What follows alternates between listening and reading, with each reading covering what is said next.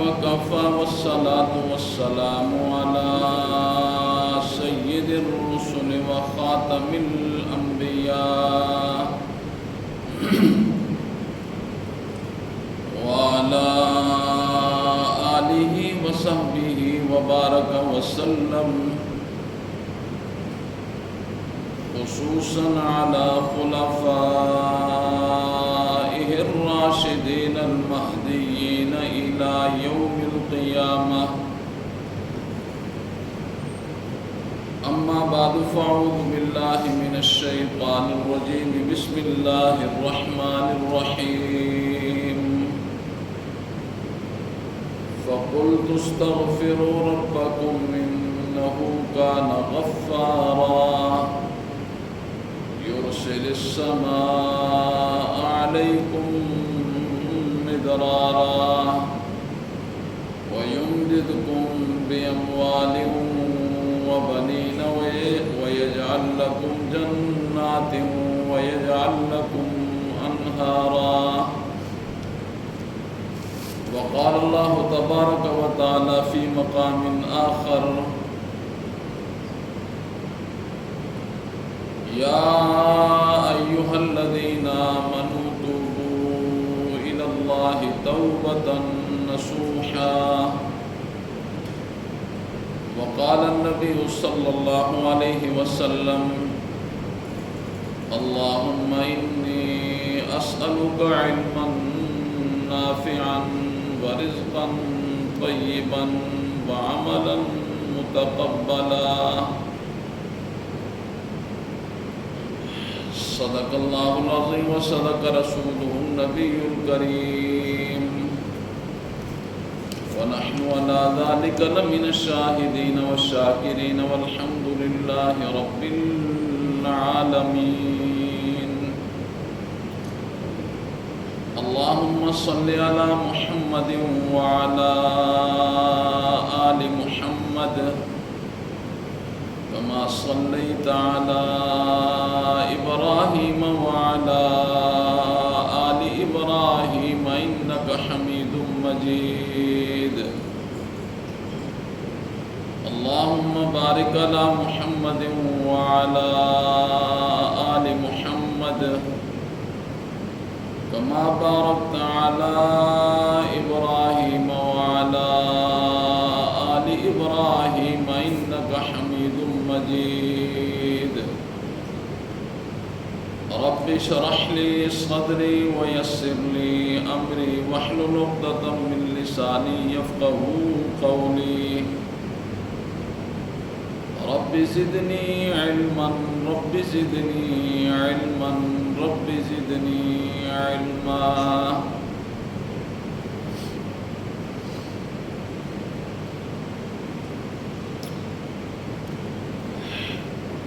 قرآن مجید فرقان حمید 29واں پارہ سورہ نوح کی چند آیات تلاوت کی ہیں.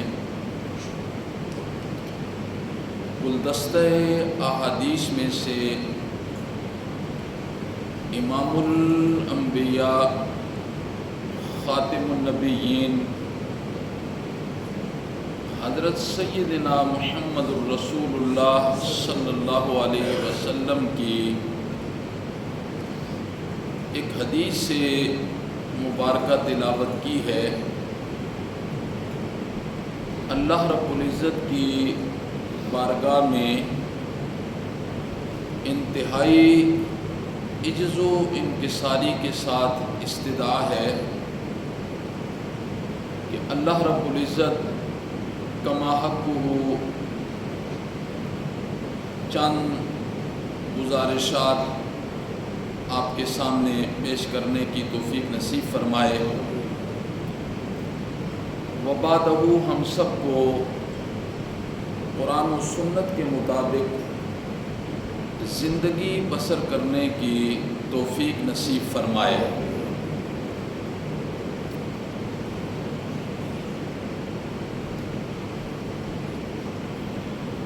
اللہ رب العزت نے انسان کے امتحان کے لیے شیطان کو بھی پیدا فرمایا ہے، اور اللہ رب العزت نے قرآن مجید میں بارہا اس چیز کی طرف توجہ دلائی ہے کہ تمہارا سب سے بڑا دشمن وہ شیطان ہے، لہذا شیطان کو اپنا دشمن جانو اور مانو۔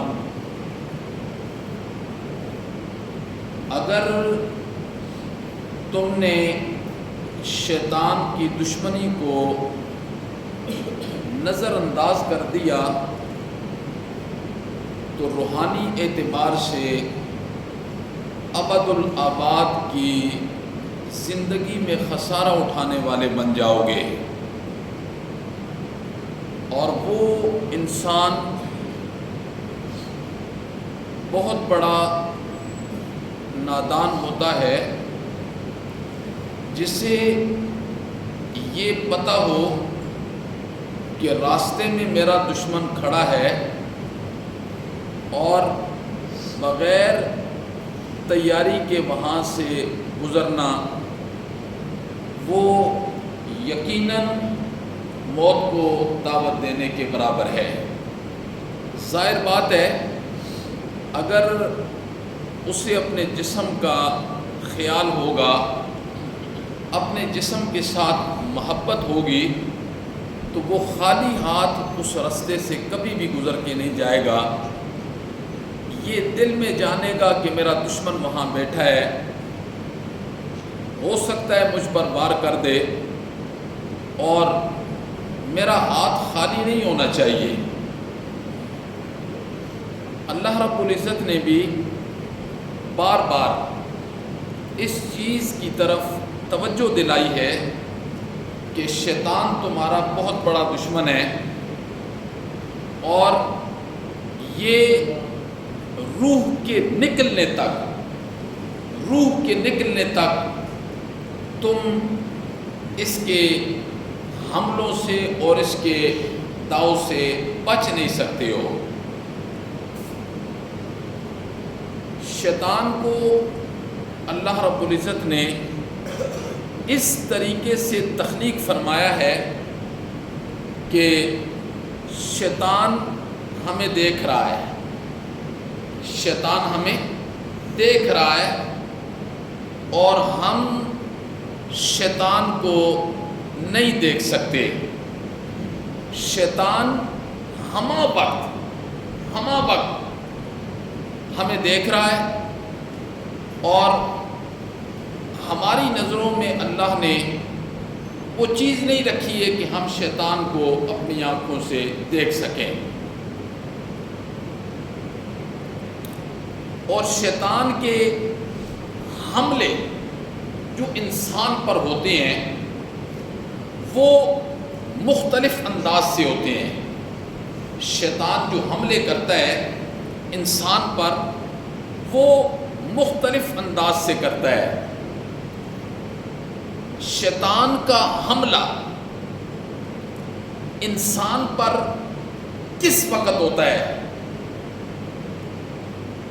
شیطان کا حملہ انسان پر اس وقت ہوتا ہے جب انسان روحانی اعتبار سے غافل ہو جاتا ہے، روحانی اعتبار سے، ایمانی اعتبار سے جب وہ غفلت اختیار کرتا ہے نا، تو جو اس نے غفلت اختیار نہیں کی اور شیطان کا اس کے اوپر حملہ نہیں ہوا، فوراً وہ ایک لمحے کے لیے بھی فرصت نہیں دیتا ہے انسان کو۔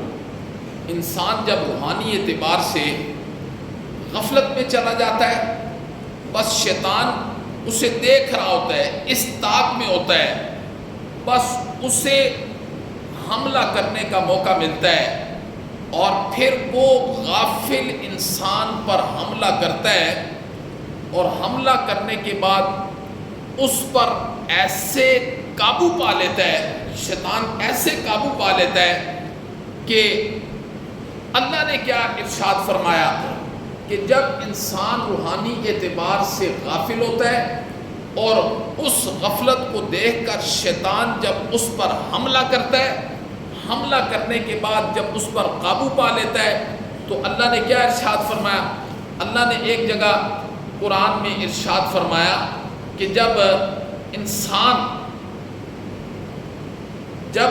شیطان انسان پر حملہ کرتا ہے، اللہ اکبر، تو حملہ اس اعتبار سے کرتا ہے کہ اس کو اللہ کی یاد سے غافل کر دیتا ہے، اللہ کی یاد سے غافل کر دیتا ہے۔ اب اس سے بچنے کے لیے اللہ رب العزت نے ہمیں اسلحہ فراہم کیا ہے، اسلحہ فراہم کیا ہے کہ شیطان کے حملے سے تم نے اپنے آپ کو کیسے بچانا ہے، اور اسلحہ کتنا آسان اللہ نے دیا ہے۔ اللہ نے فرمایا بس یہ عمل کر لو نا، یہ عمل، مثلا حدیث کے اندر آتا ہے جو بندہ کھانا کھاتے وقت بسم اللہ نہیں پڑھتا، شیطان اس کے ساتھ شریک ہو جاتا ہے، شیطان اس کے ساتھ شریک ہو جاتا ہے اور پھر شیطان اس کے ساتھ کھاتا ہے پورا۔ اس نے بغیر بسم اللہ کے کھانا شروع کیا تو شیطان آخر تک اس کے ساتھ کھاتا ہے۔ ایک صحابی کے بارے میں آتا ہے کہ انہوں نے کھانا شروع کیا اور بغیر بسم اللہ کے کر دیا، اب شیطان نے بھی ان کے ساتھ کھانا شروع کر دیا۔ اچانک درمیان میں انہیں جب یاد آیا نا تو انہوں نے بسم اللہ پڑھا اور بسم اللہ پڑھ کے کھانا شروع کیا۔ امام الانبیاء بھی سامنے تھے، امام الانبیاء مسکرا پڑے تو ایک صحابی نے پوچھا اللہ کے پیغمبر آپ مسکرائے ہیں، وجہ؟ آپ نے فرمایا کہ اس نے بسم اللہ کے بغیر کھانا شروع کیا تھا اور شیطان اس کے ساتھ شریک تھا، جب اسے بسم اللہ یاد آئی اسے اتنی تکلیف ہوئی کہ اس نے کھانا کھایا ہوا باہر نکالا اور اس سے غائب ہو گیا، اور اس سے غائب ہو گیا۔ اب یہ جو بسم اللہ والا اسلحہ ہے یہ اللہ رب العزت نے کیسا انسان کو فراہم کیا، اس کے اندر کوئی مشقت ہے؟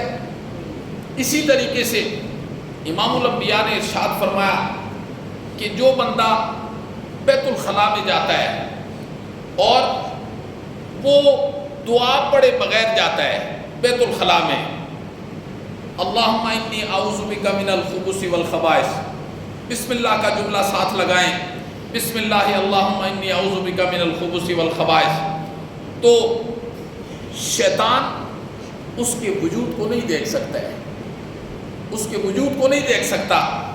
ورنہ امام الانبیاء نے فرمایا کہ جو بیت الخلاء میں جاتا ہے اور بغیر دعا کے جاتا ہے، شیطان اس کی شرمگاہوں کے ساتھ کھیلتا ہے، شیطان اس کی شرمگاہوں کے ساتھ کھیلتا ہے اور شیطان اس کے وجود کو بھی دیکھتا ہے، جو چاہتا ہے پھر وہ کرتا ہے۔ اسی طریقے سے انسان جب کپڑے پہن رہا ہوتا ہے نا، کپڑے اپنے گھر میں کمرے میں، وہ دروازہ بند کر دیتا ہے، حالانکہ پورا یہ یقین بھی نہیں ہوتا کہ کوئی کمرے میں آئے گا، گمان ہوتا ہے کہ کمرے میں کوئی آ نہ جائے، گمان ہی ہوتا ہے، یقین اس سے نہیں ہوتا، لیکن پھر بھی وہ دروازہ بند کرتا ہے۔ یہاں تو یقین ہے کہ شیطان نے جسم دیکھنا ہی دیکھنا ہے، یہاں اسے خیال کیوں نہیں آتا؟ امام الانبیاء نے فرمایا جو بسم اللہ پڑھ کے اپنے کپڑوں کو تبدیل کرتا ہے، ضرورت کے وقت انسان جسم سے کپڑے بھی اتار دیتا ہے، یہ انسانی فطرت ہے۔ امام الانبیاء نے ارشاد فرمایا کہ جو بسم اللہ پڑھ کے کپڑے تبدیل کرتا ہے، بسم اللہ پڑھ کے، شیطان نہ اس کے وجود کو دیکھ سکتا ہے اور نہ اس کے قریب آ سکتا ہے۔ تو یہ جو اللہ رب العزت نے انسان کو شیطان سے بچنے کے لیے یہ چیزیں جو عطا کی ہیں اسلحہ کی صورت میں، یہ کوئی مشکل چیزیں ہیں؟ امام الانبیاء نے ارشاد فرمایا کہ جب میاں بیوی آپس میں ملاقات کریں تو یہ دعا پڑھا کریں، اللہم جنبنا الشیطان وجنب الشیطان ما رزقتنا، اللہ شیطان سے ہماری حفاظت فرما، اور جو تو رزق عطا فرمائے نا ہمیں اولاد کی صورت میں، مولا ان کی بھی شیطان سے حفاظت فرما۔ ورنہ امام الانبیاء نے فرمایا کہ شیطان کوئی ایسی جگہ نہیں ہے جہاں وہ انسان کے ساتھ نہیں ہوتا، اور جب اسے غافل دیکھتا ہے اس کے دل کے اندر قبضہ کر لیتا ہے، اور پھر اسے اللہ رب العزت کے ذکر سے وہ غافل کر دیتا ہے۔ اللہ اکبر! کیا ارشاد فرمایا اللہ نے فرمایا استحوذ علیہم الشیطان فانساہم ذکر اللہ، شیطان جب انسان پر قابو پا لیتا ہے نا، قابو پا لیتا ہے، اسے اللہ کے ذکر سے غافل کر دیتا ہے، اللہ کے ذکر سے غافل کر دیتا ہے۔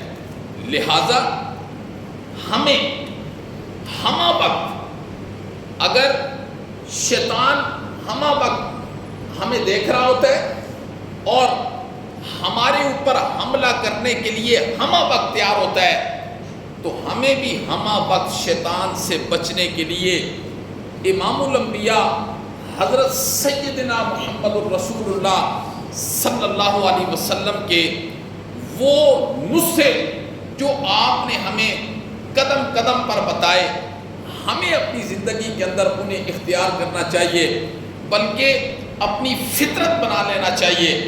اس قدر اس کی مشق کرنی چاہیے کہ مثال کے طور پر انسان کھانا شروع کرے نا، اس قدر مشق ہونی چاہیے کہ آٹومیٹک اس کی زبان سے بسم اللہ نکل جائے، یہ دعا نکل جائے، بسم اللہ وعلی برکت اللہ، آٹومیٹک۔ ایسی مشق ہونی چاہیے کہ انسان باتھ روم میں جائے، امام الانبیاء نے باتھ روم میں جانے کا طریقہ بھی سکھایا ہے کہ بایاں پاؤں اندر ہو، اور بس زبان پر باتھ روم سے جانے سے پہلے، اندر جانے سے پہلے زبان پر بے ساختہ دعا جاری ہو جائے، اللہم انی اعوذ بک من الخبث والخبائث۔ اسی طرح باہر نکلتے ہوئے دایاں پاؤں باہر نکالنا اور دعا پڑھ لینے، غفرانک الحمدللہ الذی اذھب عنی الاذی وعافانی، کہ اللہ رب العزت نے مجھے اتنی بڑی تکلیف سے نجات دی ہے۔ تو قدم قدم پر مسجد میں آتے ہوئے، جاتے ہوئے، مسجد سے باہر نکلتے ہوئے، سوتے ہوئے، اٹھتے ہوئے، یہ چھوٹی چھوٹی وہ دعائیں ہیں جو بطور اسلحہ کے امام الانبیاء نے ہمیں عطا کی ہیں، کہ یہ دعا پڑھ لینے سے شیطان سے اللہ رب العزت حفاظت فرما دے گا تمہاری۔ لیکن آج کتنے لوگ ہیں کہ جو اس چیز کا اہتمام کرتے ہیں، یا ان کے دماغ میں کبھی یہ آیا ہے، تو قدم قدم پر ہمیں شیطان کو اپنا دشمن جاننا ہے اور شیطان کی دشمنی سے اپنے آپ کو بچانا ہے۔ انتہائی خوش نصیب لوگ ہیں وہ کہ جو شیطان کی دشمنی کو جانتے ہیں، مانتے ہیں، اور پھر وہ اسلحہ جو امام الانبیاء نے عطا کی ہے اس سے بچنے کے لیے اس کا اہتمام کرتے ہیں۔ تو انسان کو غفلت کی چادر اتار دینی چاہیے۔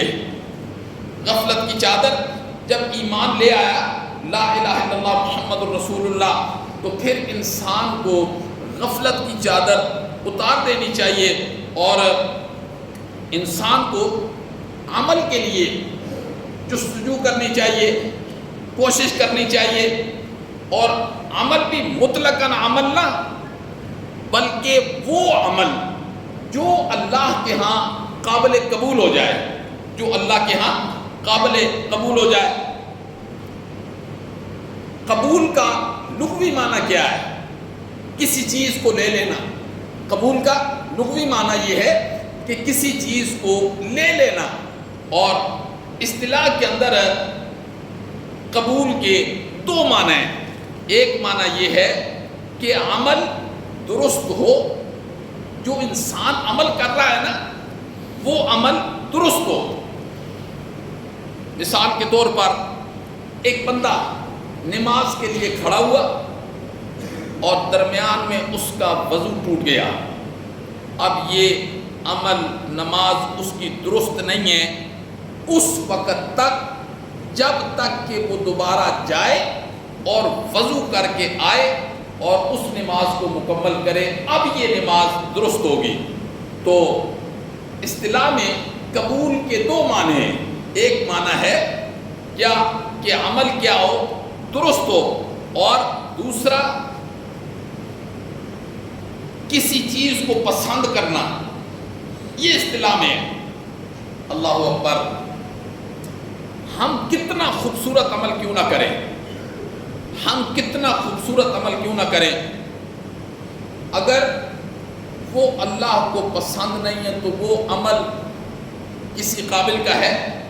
اللہ کو پسند ہی نہیں آیا، عمل بھی ٹھیک ہے، کیا بھی بڑے اچھے انداز سے ہے، لیکن اگر اللہ کو پسند نہ آئے تو کوئی بندہ اللہ سے اپنا عمل پسند کروا سکتا ہے؟ نہیں کروا سکتا.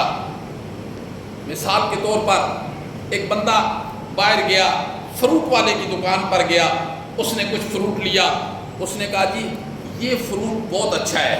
اس نے دیکھا نا کہ رنگ بھی بہت اچھا ہے، دانے بھی بڑے خوبصورت ہیں، اس کے پاس پیسے بھی ہیں، لیکن اس نے کہہ دیا کہ میری طبیعت نہیں مانتی ہے ابھی یہ لینے کے لیے، حالانکہ ساری چیزیں.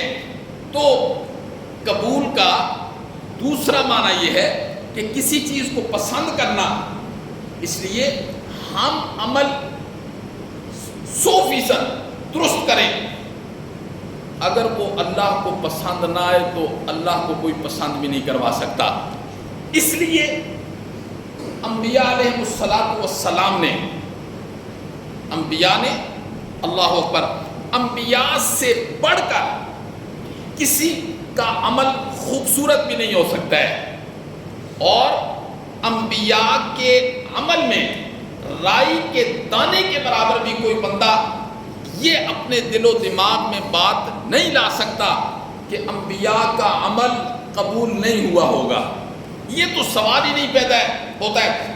انبیاء نے جب عمل کیا اللہ کے سامنے تو صرف عمل نہیں کیا، بلکہ عمل کرنے کے بعد دوسرا کام کیا کیا؟ دوسرا کام یہ کیا کہ مولا یہ جو عمل ہم نے تیری رضا کے لیے کیا ہے نا، مولا اس عمل کو قبول کر لے، مولا اس عمل کو قبول کر لے. اب انبیاء نے اپنی امتوں کو یہ تعلیم دی ہے. کیا تعلیم دی ہے؟ کہ جب تم نے عمل کرنا ہے اور عمل بھی 100% شریعت مطہرہ کے مطابق ہو، قرآن کے مطابق ہو، نبی پاک صلی اللہ علیہ وسلم کے طریقوں کے مطابق ہو، جب وہ بندہ اللہ کے سامنے عمل پیش کرے نا، عمل پیش کرے عمل، تو اس کے بعد دوسرا عمل اس نے کیا کرنا ہے؟ دوسرا عمل اس نے یہ کرنا ہے کہ مولا میرے اس عمل کو قبول فرما لے، مولا میرے اس عمل کو قبول فرما لے، اور اس عمل پر استغفار کرتے رہنا، ڈرتے رہنا. آج ہم تو اپنے عملوں پر اتراتے ہیں، فخر کرتے ہیں. جس بندے نے دن میں 5 نمازیں پڑھ لی ہوتی ہیں وہ اس کا انداز بتا رہا ہوتا ہے کہ اس نے اللہ پر احسان کیا ہے. نہیں میرے بھائی، ایک رائی کے دانے سے لے کر پہاڑ کے برابر تک کوئی نیک عمل ہے، کوئی نیک عمل ہے. آپ دیکھیں بیت اللہ کی تعمیر حضرت ابراہیم علیہ السلام نے کی، اور ساتھ بطور مزدور کے حضرت اسماعیل علیہ السلام ہیں. اور جب بیت اللہ کی تعمیر مکمل کی نا تو حضرت ابراہیم علیہ السلام نے اللہ کے سامنے جھولی پھیلائی، فرمایا مولا ربنا تقبل منا انک انت السمیع العلیم. مولا ہمارے اس عمل کو قبول کر لینا، مولا ہمارے اس عمل کو قبول کر لینا.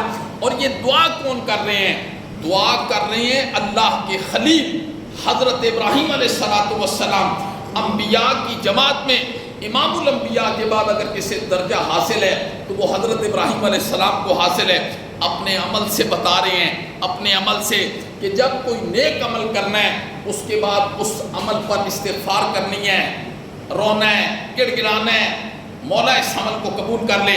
امام الانبیاء جب قربانی کیا کرتے تھے، قربانی، تو اللہ کے حضور یہ دعا کیا کرتے تھے، مولا اس قربانی کو میری طرف سے اور میری امت کی طرف سے قبول فرما لے، میری امت کی طرف سے قبول فرما لے.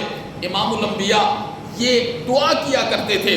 اور پھر حضرت مریم علیہ السلام کی والدہ، حضرت مریم علیہ السلام کی والدہ، انہوں نے نظر مانی. نظر کیا کہا؟ انہوں نے فرمایا رب انی نظرت لک ما فی بطنی محررا فتقبل منی. مولا میری طرف سے قبول کر لے، مولا نظر یہ میری طرف سے قبول کر لے. تو اللہ رب العزت نے قبول کی. تو کہنے کا مقصد کیا ہے کہ صرف عمل نہیں کرنا، نیک عمل کوئی بھی ہے، ذرے سے لے کر پہاڑ تک جب انسان عمل کرتا ہے تو صرف عمل نہیں کرنا، عمل کیا اور اسے سر سے اتارا اور چلے گئے نہیں، دوسرا کام اس کے بعد یہ کرنا ہے، مولا میری اس نماز کو قبول کر لے، مولا میں مسجد کے اندر آیا ہوں، مولا میں نے نماز پڑھی ہے، مولا میری اس نماز کو قبول کر لے، مولا میرے اس روزے کو قبول کر لے، مولا میرے صدقے کو قبول کر لے. تو قرآن نے تو دو کام کرنے ہیں امام الانبیاء نے بتایا، ایک تو عمل کرنا ہے، عمل، اور دوسرا اس کے بعد جو دوسرا کام ہے وہ ہے اس عمل کی مقبولیت کے لیے اللہ کے سامنے التجائیں کرنا، دعائیں کرنا. مولا یہ نیک کام کرنے کی تو نے مجھے توفیق دی ہے نا، مولا اس کو میری طرف سے قبول کر لے. جب انسان اللہ اکبر، اور قبولیت کی شرائط میں دو چیزیں ہیں، کسی بھی عمل کی قبولیت کی شرائط میں دو چیزیں ہیں. پہلی چیز یہ ہے کہ نیت درست ہو، نیت درست ہو. کسی بھی عمل کی قبولیت کے لیے نیت درست نہیں ہے، وہ پہاڑوں کے برابر سونا بھی اللہ کے راستے میں صرف کر دے گا نا. جب نیت ہی درست نہیں ہے تو اسے رائی کے دانے کے برابر اللہ اجر نہیں دیں گے. تو پہلی چیز ہے اعمال کی قبولیت میں کہ نیت کا درست ہونا. اور دوسری چیز کیا ہے، دوسری شرط کیا ہے؟ دوسری شرط یہ ہے کہ وہ کام جو دین کا کر رہا ہے وہ سنت کے مطابق بھی ہو. ایسے نہ ہو کہ دین کے اندر اس کا وجود ہی نہیں ہے، شریعت کے اندر اس کا وجود ہی نہیں ہے اور ہم اسے نیکی سمجھ کے کر رہے ہوں. ایسے نہیں کرنا. ایسے کرو گے تو ہر چیز رائگاں چلی جائے گی، بے فائدہ چلی جائے گی، اور جب قیامت والے دن اٹھیں گے تو بالکل وہاں ندامت کا سامنا ہمیں کرنا پڑے گا. تو اعمال کی قبولیت کے لیے دو شرطیں ہیں. پہلی شرط یہ ہے کہ وہ نیت انسان کی ٹھیک ہو، جیسے کہا انما الاعمال بالنیات. اور دوسری شرط کیا ہے؟ دوسری شرط یہ ہے کہ وہ عمل سنت کے مطابق ہو. لقد کان لکم فی رسول اللہ اسوۃ حسنہ. ہمارے لیے آئیڈیل وہ صرف امام الانبیاء ہیں، باقی ہمارے لیے کوئی آئیڈیل نہیں ہے، کوئی آئیڈیل نہیں ہے. لقد کان لکم فی رسول اللہ اسوۃ حسنہ. بس تمہارے لیے آئیڈیل شخصیت جو ہے وہ نبی پاک صلی اللہ علیہ وسلم کی ہے. کھانا کیسے ہے، پینا کیسے ہے، اٹھنا کیسے ہے، بیٹھنا کیسے ہے، سونا کیسے ہے، جاگنا کیسے ہے، شادیاں کیسے کرنی ہیں، میت کو رخصت کیسے کرنا ہے، معاملات کیسے کرنے ہیں، کاروبار کیسے کرنا ہے. یہ سارے جو اسلام کے اندر جتنے بھی احکامات ہیں ہمیں ان میں صرف امام الانبیاء کو دیکھنا ہے کہ امام الانبیاء کی شریعت کیا کہہ رہی ہے. اگر ہماری زندگی کے اندر یہ چیز ہے تو پھر ہمیں اللہم لک الحمد و لک الشکر، اللہ کا شکر ادا کرنا چاہیے. اگر ہماری زندگیوں میں یہ چیز نہیں ہے تو پھر جب تک ہم ان چیزوں کے حصول کے لیے کوشش نہیں کریں گے میرے محترم، آخرت کی زندگی برباد ہو جائے گی، تباہ و برباد ہو جائے گی. یہ تو قرآن نے بالکل دو ٹوک الفاظ میں یہ باتیں ذکر کی ہیں. یہ کوئی انہونی باتیں نہیں ہیں کہ جو عقل سے مابرا ہوں انسان کو سمجھنا ہے. تو یہ ان دو چیزوں کا خیال رکھنا. اور قبولیت عمل کی علامت کیا ہے؟ انسان عمل کرتا ہے پھر اس کی خواہش ہوتی ہے کہ مجھے یہ بھی پتہ چل جائے کہ میرا یہ عمل قبول بھی ہوا ہے کہ نہیں ہوا۔ عمل کے قبولیت کی علامات کیا ہیں؟ اللہ اکبر۔ پہلی علامت تو یہ ہے کہ نیکی پر دوام اگر ہے، یہ نہیں ہے ایک دن 5 نمازیں پڑھی ہیں پھر مہینہ پتہ ہی نہیں ہے، ایک دن قرآن کی تلاوت کی ہے پھر 2 سال پتہ ہی نہیں ہے۔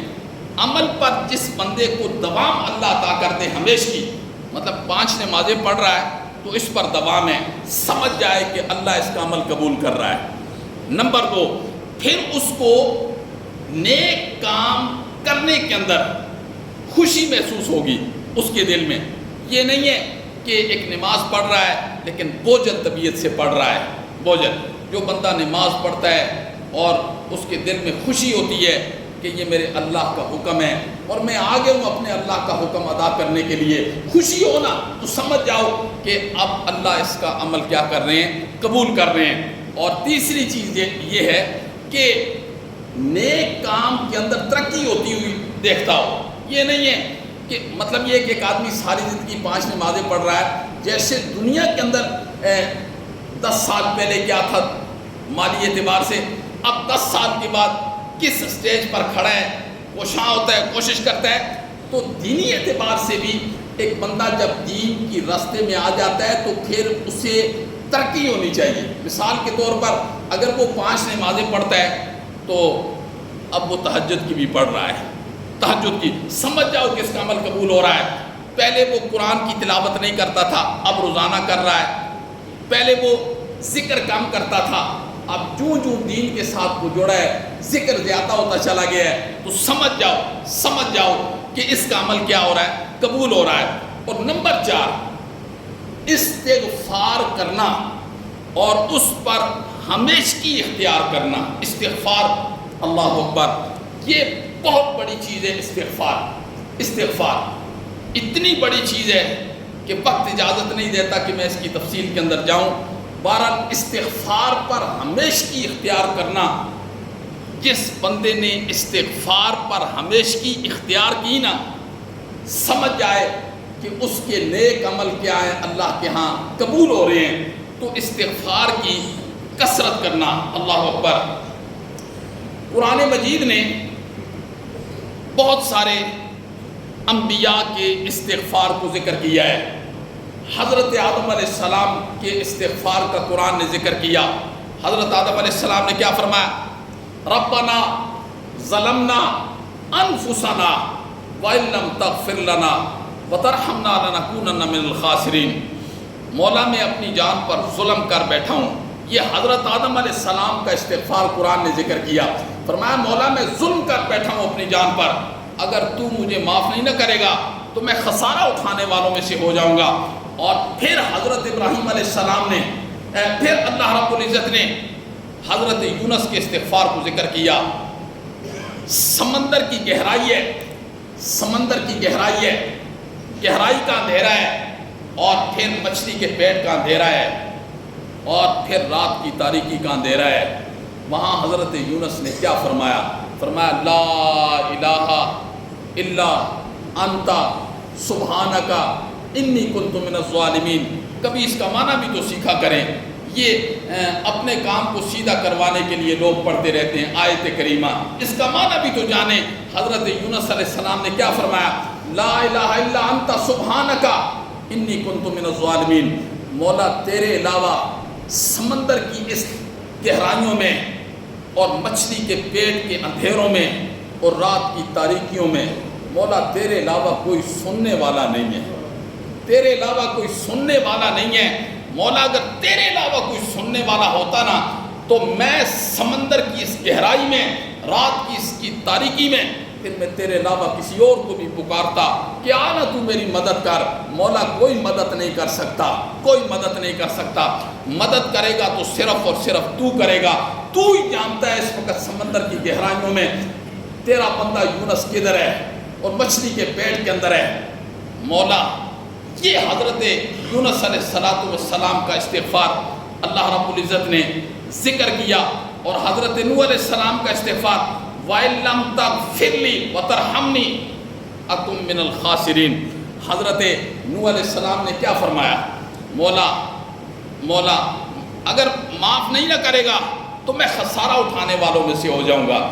یہ وہ طبقہ اللہ کے سامنے استغفار کر رہا ہے جو انسانوں میں سب سے اعلیٰ اور برتر طبقہ ہے، وہ اللہ کے سامنے استغفار کر رہا ہے۔ لیکن ہمارا دین کیا ہے؟ ہم کیا سمجھتے ہیں؟ ہم کہتے ہیں نہیں، نعوذ باللہ، ہم وہاں بھی دھوکہ دے کے جنت میں چلے جائیں گے، اللہ ہمیں یہ کر دے گا، وہ کر دے گا، بڑی عجیب باتیں ہوتی ہیں۔ تو استغفار کثرت سے کرنا، جس بندے نے استغفار کثرت سے کیا نا، سمجھ جائے کہ اللہ نے اس کا عمل قبول کر لیا۔ ایک واقعہ آپ نے سننا ہے اور بڑا زبردست واقعہ ہے۔